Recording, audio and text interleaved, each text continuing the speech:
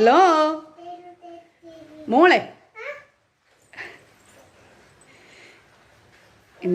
എന്താണ്?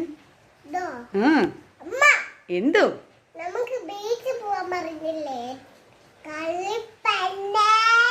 അയ്യോ, ബീച്ച് പോവാന്ന് പറഞ്ഞിരുന്നു. പക്ഷെ പാപ്പു നോക്കിയേ, എന്തൊരു മഴയാണ്.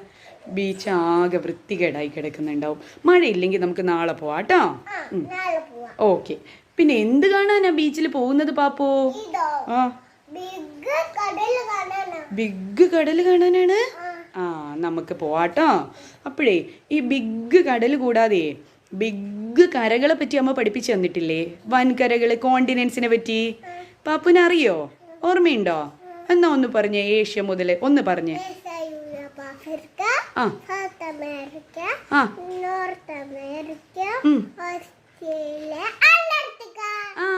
അടിപൊളി.